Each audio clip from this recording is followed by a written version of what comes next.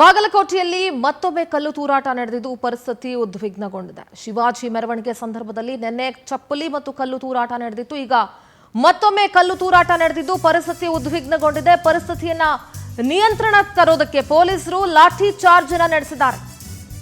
ಕಿಲಾ ಓಣಿಯಲ್ಲಿ ಲಾಠಿ ಹಿಡಿದು ಜನರನ್ನು ಅಟ್ಟಾಡಿಸಿದ್ರು ಪೊಲೀಸರು. ಪರಿಸ್ಥಿತಿ ವಿಕೋಪ ಹಿನ್ನೆಲೆ ಅಂಗಡಿಗಳನ್ನ ಬಂದ್ ಮಾಡೋದಕ್ಕೆ ಪೊಲೀಸರು ಸೂಚನೆ ಕೊಟ್ಟರು. ನಿಷೇಧಾಜ್ಞೆ ಉಲ್ಲಂಘಿಸಿ ಪ್ರತಿಭಟನೆಗೆ ಮುಂದಾದವರಿಗೆ ಲಾಠಿ ರುಚಿ ತೋರಿಸಿದ್ದಾರೆ ಬಾಗಲಕೋಟೆ ಪೊಲೀಸರು. ಅಂಗಡಿ ಬಂದ್ ಮಾಡೋ ವಿಚಾರದಲ್ಲಿ ಮತ್ತೊಮ್ಮೆ ಕಲ್ಲು ತೂರಾಟ ಆಗಿತ್ತು. ಬಾಗಲಕೋಟೆ ಎಸ್ಪಿ ಸಿದ್ಧಾರ್ಥ ಗೋಯಲ್ ಸ್ಥಳಕ್ಕೆ ಭೇಟಿ ಕೊಟ್ಟರು. ಶಾಂತಿ ಕಾಪಾಡುವಂತೆ ಅಲ್ಲಿನ ಸ್ಥಳೀಯರಲ್ಲಿ ಮನವಿಯನ್ನ ಕೂಡ ಮಾಡಿಕೊಂಡ್ರು ಪೊಲೀಸರು. ಅನ್ಯ ಕೋಮಿನ ಯುವಕರು ನಿನ್ನೆ ಚಪ್ಪಲಿ ಮತ್ತು ಕಲ್ಲು ತೂರಾಟ ನಡೆಸಿದ್ರು. ಅದಾದ್ರ ಮೇಲೂ ಕೂಡ ಮೆರವಣಿಗೆ ಶಾಂತಿಯುತವಾಗಿತ್ತು. ಇವತ್ತು ಮತ್ತೊಮ್ಮೆ ಅಂಗಡಿ ಬಂದ್ ಮಾಡುವಂತ ವಿಚಾರಕ್ಕಲ್ಲಿ ಕಲ್ಲು ತೂರಾಟ ಆಗಿತ್ತು. ಆ ದೃಶ್ಯಗಳನ್ನ ಗಮನಿಸ್ತಾ ಇದ್ದೀರಿ. ಪೊಲೀಸರು ಲಾಠಿ ಹಿಡ್ಕೊಂಡು ಲಾಠಿ ಬೀಸ್ತಾ ಇದ್ದಾರೆ, ಲಾಠಿ ಪ್ರಹಾರ ನಡೆಸ್ತಾ ಇದ್ದಾರೆ, ಲಾಠಿ ರುಚಿ ತೋರಿಸ್ತಾ ಇದ್ದಾರೆ. ಬಾಗಲಕೋಟೆ ನಗರದೆಲ್ಲೆಡೆ ಅಘೋಷಿತ ಬಂದ್ನ ವಾತಾವರಣ ನಿರ್ಮಾಣ ಆಗಿದೆ.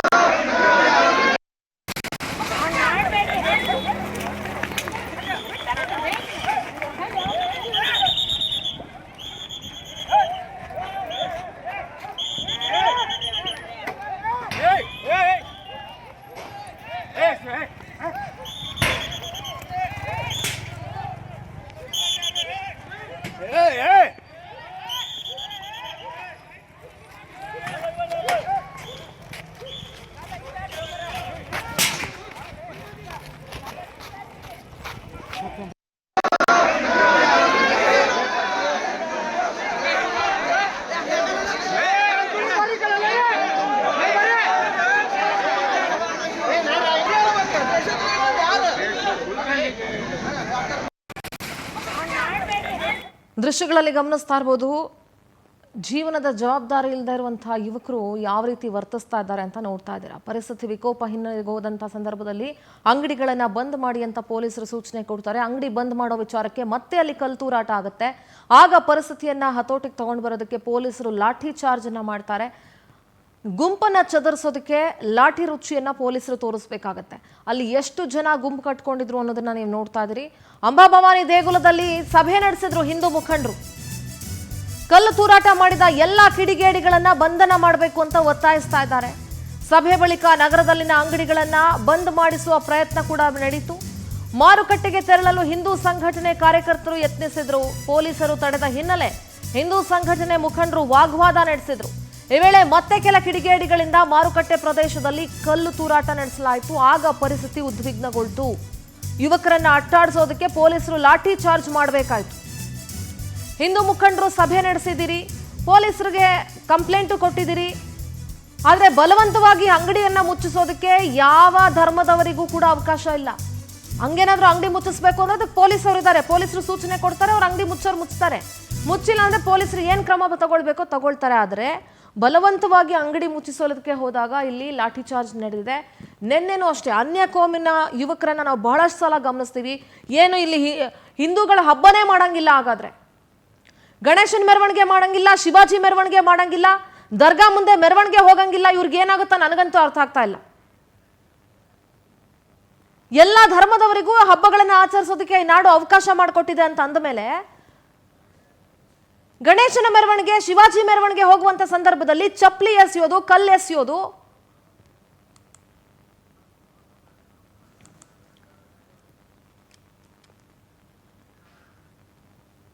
ಇನ್ನು ಮುಸ್ಲಿಂ ಯುವಕರ ಕಲ್ಲೇಟಿನಿಂದ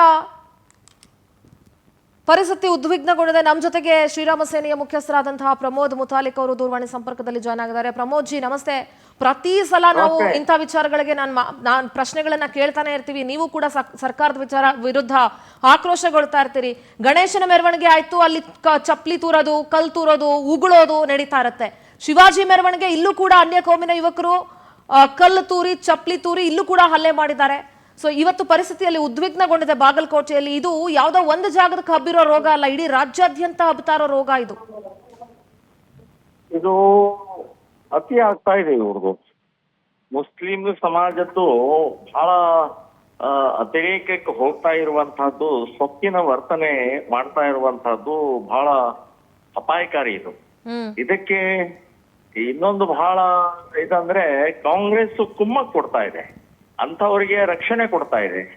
ಯಾರೋ ಮಾಡಿದ್ದಕ್ಕೆ ಕೊನೆಗೆ ಇವರು ಅಪ್ರಾಪ್ತರು, ಅಮಾಯಕರು, ಇವರಲ್ಲ ಅವರು ಅಂತ ಹೇಳಿ ಬಚಾವ್ ಮಾಡುವಂತಹ ಪ್ರಕ್ರಿಯೆ ನಡೀತಾ ಇರೋದ್ರಿಂದ ಅವ್ರಿಗೆ ಮೇಲಿಂದ ಮೇಲೆ ಪ್ರೋತ್ಸಾಹ ಸಿಗ್ತಾ ಇದೆ, ಸೊ ಪ್ರೇರಣೆ ಸಿಗ್ತಾ ಇದೆ. ಮತ್ತು ಛತ್ರಪತಿ ಶಿವಾಜಿಯ ಮೆರವಣಿಗೆ ಮೇಲೆ ಕಲ್ಲೆಸುವಂತ ಅವಶ್ಯಕತೆ ಏನಿತ್ತು? ಅಲ್ಲಿ ಮಸೀದಿ ಮುಂದೆ ಇವತ್ತಲ್ಲ, ಬಹಳ ವರ್ಷದಿಂದ ಮಸೀದಿ ಮುಂದೆ ಹೋಗ್ತಾ ಇದೆ, ಮೆರವಣಿಗೆ ಹೋಗ್ತಾ ಇದೆ. ಈಗ ಯಾಕೆ ಕಲ್ಲೆಸುತ್ತಾರೆ? ಅಂದ್ರೆ ಇನ್ನೊಂದು ಪ್ರಶ್ನೆ ಸರ್, ಯಾವುದೇ ಹಬ್ಬಗಳು ಬಂದ್ಲಿ, ಹಿಂದೂಗಳ ಹಬ್ಬದಲ್ಲಿ ಮೆರವಣಿಗೆ ಹೋಗ್ಬೇಕಾದ್ರೆ ಈಗ ಹನುಮಾನ್ ಜಯಂತಿ ಇರ್ಬೋದು, ಗಣೇಶ ಚತುರ್ಥಿ ಇರ್ಬೋದು, ಅಥವಾ ಈಗ ಶಿವಾಜಿ ಮಹಾರಾಜರದ್ದು ಇರ್ಬೋದು, ಅಂದ್ರೆ ದರ್ಗಾ ಮುಂದೆ ಯಾರು ಮೆರವಣಿಗೆ ಹೋಗಂಗಿಲ್ಲ ಅಂತ ಎಲ್ಲರೂ ಕಾನೂನೇನಾದ್ರೂ ಇದೆಯಾ? ಹಂಗೇನಾದ್ರೂ ಹೋದ್ರೆ ಇವ್ರಿಗೇನ್ ಪ್ರಾಬ್ಲಮ್ ಅಂತ? ಅಲ್ಲ, ಕಾನೂನು ಇಲ್ಲ, ಕುರಾನ್ದಲ್ಲೂ ಇಲ್ಲ. ಇವತ್ತು ಕುರಾನ್ದಲ್ಲಿ ಏನಾದ್ರು ಇದ್ರೆ ತೋರಿಸ್ಲಿ ಅವ್ರು ಬೇಕಾದ್ರೆ. ಕಾನೂನದಲ್ಲಂತೂ ಪ್ರಶ್ನೆನೇ ಇಲ್ಲ. ಯಾಕಂದ್ರೆ ಹಾಗೇನಾದ್ರೂ ಈ ಚರ್ಚ್ ಮುಂದೆ, ಮಸೀದಿ ಮುಂದೆ, ದರ್ಗಾ ಮುಂದೆ ಹೋಗಬಾರದು ಅಂತನ್ನುವಂತಹದ್ದು ಎಲ್ಲ ಇವ್ರದ ಚರ್ಚು ಮಸೀದಿಗಳೆಲ್ಲ ರಸ್ತೆ ಮೇಲೆ ಇದಾವೆ. ಹಾಗಾದ್ರೆ ಯಾವ್ದು ಮೆರವಣಿಗೆನೇ ಮಾಡಬಾರ್ದು ಅಂತ ಆಗತ್ತೆ. ಈ ರೀತಿ ಮಾನಸಿಕತೆ ಇದೆಯಲ್ಲ, ಈ ಸೊಕ್ಕಿನ ಮಾನಸಿಕತೆ ಇದು ಬಹಳ ಅಪಾಯಕಾರಿಯಾದಂತಹದ್ದು ಮಾನಸಿಕತೆ ಇದು. ಹಾಗಾಗಿ ಇದಕ್ಕೆ ನಾನು ಹೇಳೋದು, ಕಾನೂನು ಪ್ರಕಾರ ಇವ್ರಿಗೆ ಶಿಕ್ಷೆ ಆಗೋಲ್ಲ, ಇವ್ರಿಗೆ ಜನಾನೇ ಉತ್ತರ ಕೊಡ್ಬೇಕು. ಇನ್ನು ಇವ್ರ ಮೆರವಣಿಗೆ ಮಾಡಿದಾಗ ಇವ್ರಿಗೆ ಸರಿಯಾಗಿ ಚಚ್ ಹಾಕ್ಬೇಕು, ನಾ ಹೇಳ್ತೀನಿ ನಾನು. ಸರ್ ಅಲ್ಲ, ನಾನು ಇನ್ನೊಂದು ಹೇಳೋದು, ಯಾಕೆ ಈ ರೀತಿ ಮಾಡ್ತಾ ಸರ್ ಇದ್ದಾರೆ? ನಾನು ಅದೇ ಹೇಳಕ್ ಬಂದೆ. ಈಗ ಅನ್ಯ ಧರ್ಮದ ಹಬ್ಬಗಳು ಅಥವಾ ಅವರ ಉರುಫ್ಗಳು, ಮೆರವಣಿಗೆಗಳು ಹೋಗುವಾಗ ಹಿಂದೂ ಸಮಾಜದವರಾಗ್ಲಿ, ಬೇರೆ ಯಾವುದೇ ಧರ್ಮದವರಾಗ್ಲಿ ಅವ್ರ ಮೇಲೆ ಕಲ್ ತೂರಾಟ ಮಾಡಿರೋದಾಗ್ಲಿ ಅಥವಾ ಅವರಿಗೆ ಅಡೆತಡೆ ಒಡ್ಡಿರೋದಾಗ್ಲಿ ಯಾವುದೇ ಉದಾಹರಣೆಗಳನ್ನ ನಾನಂತೂ ನೋಡಿಲ್ಲ ಸರ್. ಆದ್ರೆ ಇಲ್ಲಿ ಈ ರೀತಿ ಆಗ್ತಾ ಇದೆ ಅಂತ ಹೇಳಿದ್ರೆ ಇದಕ್ಕೆ ಏನಾದ್ರೂ ಒಂದು ಕ್ರಮ ತೆಗೆದುಕೊಳ್ಬೇಕಾಗತ್ತೆ. ಆದ್ರೆ ವಾಪಸ್ ಕಲ್ ತೂರಾಟ ಮಾಡೋದು ಸರಿಯಲ್ಲ ಅಂತ ಅನ್ಸುತ್ತೆ ಸರ್. ಅಲ್ಲ, ವಾಪಸ್ ಕಲ್ ತೂರಾಟ ಅನ್ನೋಕ್ಕಿಂತ ಪ್ರತಿಕ್ರಿಯೆಗಳಲ್ಲೇ ಇಲ್ಲ. ಬರೀ ನಾವು ಮನೆಗೆ ಕೊಡ್ತೀವಿ, ಧರಣಿ ಮಾಡ್ತೀವಿ, ಪ್ರತಿಭಟನೆ ಮಾಡ್ತೀವಿ, ಇಷ್ಟಕ್ಕೆ ಆಗ್ಬಿಟ್ಟಿದೆ ಸೀಮಿತ. ಇವ್ರು ಮೇಲಿಂದ ಮೇಲೆ ಕಲ್ಲು, ಚಪ್ಪಲಿ, ಪೆಟ್ರೋಲ್ ಬಾಂಬ್ಗಳನ್ನ ಹಾಕೋದು, ಅವಮಾನ ಮಾಡೋದು, ಗಣೇಶ ಆಯ್ತು, ಈಗ ಇದಾಯ್ತು, ಮೇಲಿಂದ ಮೇಲೆ ಎಷ್ಟೊಂದು ಸಹನೆ. ನಾವು ಶಾಂತಿ ಶಾಂತಿ ಶಾಂತಿ, ಕಾನೂನು ಅಂತ ಹೇಳಿದ್ರೆ ಇವರು ಪೂರ್ತಿ ಮೈ ಮೇಲೆ ಬೀಳುವಂತ ಮಾನಸಿಕತೆ ನಿರ್ಮಾಣ ಆಗಿದೆಯಲ್ಲ, ಇದು ಇನ್ನು ಮೇಲೆ ನಾನು ಹೇಳ್ತೀನಿ ಹಿಂದೂ ಸಮಾಜ ಇನ್ನು ತಿರುಗಿ ಬೀಳುತ್ತೆ ಇದೆ. ಇನ್ನು ಇವ್ರಿಗೆ ಮಸೀದಿ ಒಳಗಡೆ ಆಡ್ಕೊಳಕ್ ಜಾಗ ಕೂಡ ಸಿಗ್ಲಿಕ್ಕಿಲ್ಲ. ಆ ರೀತಿ ಪ್ರತಿ ಮೆರವಣಿಗೆಯ ಸಂದರ್ಭದಲ್ಲೂ ಇದೇ ಆಗೋಯ್ತಲ್ಲ ಸರ್. ಮಂಡ್ಯ ತಗೊಳ್ಳಿ ನೀವು, ಅಥವಾ ಹುಣಸೂರು ತಗೊಳ್ಳಿ, ಇವಾಗ ಬಾಗಲಕೋಟೆ ತಗೊಳ್ಳಿ, ಉತ್ತರ ಕರ್ನಾಟಕ ಭಾಗದಲ್ಲೂ ಶುರು ಆಗೋಯ್ತಲ್ಲ ಸರ್. ಪ್ರತಿ ಮೆರವಣಿಗೆಯಲ್ಲೂ ಹೆದರ್ಕೊಂಡು, ಜೀವ ಕೈಯಲ್ಲಿ ಹಿಡ್ಕೊಂಡು ಮೆರವಣಿಗೆ ಹೋಗುವಂತ ಸಂದರ್ಭ ಬಂದ್ಬಿಡ್ತಲ್ಲ ಸರ್. ಹೌದು. ಈಗಂತೂ ನಾನು ಹೇಳ್ತೀನಿ, ನಾನು ಹಿಂದೂ ಸಮಾಜಕ್ಕೆ ಆಹ್ವಾನ ಕೊಡ್ತಾ ಇದ್ದೀನಿ, ಇನ್ನು ಸಹನೆ ಸಾಕಿ. 78 ವರ್ಷದ ಈ ಸ್ವಾತಂತ್ರ್ಯದ ಇತಿಹಾಸದಲ್ಲಿ ನಾವು ಸಹನೆ ಮಾಡಿ ಸೌಹಾರ್ದ, ಅಣ್ಣ ತಮ್ಮ ಅಂತ ಹೇಳಿ ಬರೀ ಒಂದು ಕೈಯಿಂದ ಚಪ್ಪಾಳೆ ಆಗುವಂತದ್ದಲ್ಲ ಇದು. ಎಲ್ಲರೂ ಒಟ್ಟಿಗೆ ಕೈ ಜೋಡಿಸಿದ್ರೆ ಸೌಹಾರ್ದ ಆಗತ್ತೆ, ಚಪ್ಪಾಳೆ ಆಗತ್ತೆ, ಅಣ್ಣ ತಮ್ಮ ಆಗತ್ತೆ. ಇದು ಬರೇ ನಾವು ಒಂದೇ ಕೈಯಿಂದ ಹೊಡೆಯುವಂತ ಪ್ರಕ್ರಿಯೆ ಆಗುವಂತದ್ದು ಹೇಳಿ ತನಕ ಬಂದ್ಬಿಟ್ಟಿದೆ. ಸೊ ನಾವು ಇದಕ್ಕೆ ಇನ್ನು ಮುಂದಿನ ದಿನಗಳಲ್ಲಿ ಉತ್ತರ ಕೊಡುವಂತದ್ದು ಹಿಂದೂ ಸಮಾಜ ಮಾಡತ್ತೆ, ನಿಶ್ಚಿತವಾಗಿ ಮಾಡತ್ತೆ. ಅವಾಗ ಇವ್ರು ಎಲ್ಲಿವರೆಗೆ ಮಾಡ್ತಾರ ಮಾಡ್ಲಿ ಅಂತನ್ನುವಂತದ್ದನ್ನ ಹೇಳ್ತೀನಿ. ಇವ್ರ ಹಬ್ಬಗಳು ಕೂಡ ಹಾಗಾದ್ರೆ ಮಾಡ್ಲಿ, ಮೆರವಣಿಗೆ ಮಾಡ್ಲಿ. ನಾವು ಹಾಗಾದ್ರೆ ಅದಕ್ಕೆ ಉತ್ತರ ಕೊಡ್ಬೇಕಾಗತ್ತೆ. ಹಿಂದೂ ಸಮಾಜ ಹಾಗಾದ್ರೆ ಇದು ಶಾಂತಿಯ ಪ್ರಕ್ರಿಯೆಗೆ ಒಂದಕ್ಕೆ ಎರಡು ಉತ್ತರ ಕೊಡ್ಬೇಕಾಗತ್ತೆ. ಅಷ್ಟೇ ಅಲ್ಲ, ನಾನು ಹಿಂದೂ ಸಮಾಜಕ್ಕೆ ಹೇಳ್ತೀನಿ, ಎಷ್ಟಂತ ಅವಮಾನ, ಎಷ್ಟಂತ ಈ ಮಾನ ಕಳ್ಕೊಳ್ಳುವಂತ ಮಾನಸಿಕತೆ, ಬಹಿಷ್ಕಾರ ಹಾಕ್ಬೇಕೀಗ.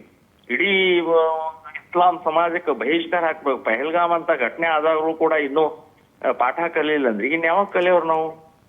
ಸೊ ಈ ರೀತಿಯ ಹಿನ್ನೆಲೆಯಲ್ಲಿ ನಾನು ಹಿಂದೂ ಸಮಾಜಕ್ಕೆ ಆಹ್ವಾನ ಮಾಡ್ತಾ ಇದ್ದೀನಿ. ನಾಳೆ ನಮ್ದು ಪ್ರತಿಭಟನೆ ಇದೆ. ಇಡೀ ರಾಜ್ಯಾದ್ಯಂತ ನಾವು ಪ್ರತಿಭಟನೆ ಮಾಡಿ ಆಹ್ವಾನ ಕೊಡ್ತಾ ಇದೀವಿ. ಇಡೀ ಮುಸ್ಲಿಂ ಸಮಾಜ ಈ ರೀತಿ ಮಾನಸಿಕತೆ ಇರುವಂತ ಜಿಹಾದಿ ಇರುವಂತ ಇಸ್ಲಾಮಕ್ಕೆ ಬಹಿಷ್ಕಾರ ಹಾಕಿ, ಆರ್ಥಿಕವಾಗಿ, ಸಾಮಾಜಿಕವಾಗಿ ಎಲ್ಲಾ ರೀತಿಯ ಬಹಿಷ್ಕಾರ ಹಾಕಿ ಅಂತನ್ನುವಂಥದ್ದು ನಾವು ಆಹ್ವಾನ ಕೊಡೋದು. ಥ್ಯಾಂಕ್ ಯು ಪವರ್ ಟಿವಿ ಜೊತೆ ಮಾತನಾಡೋದಕ್ಕಾಗಿ. Thank you sir.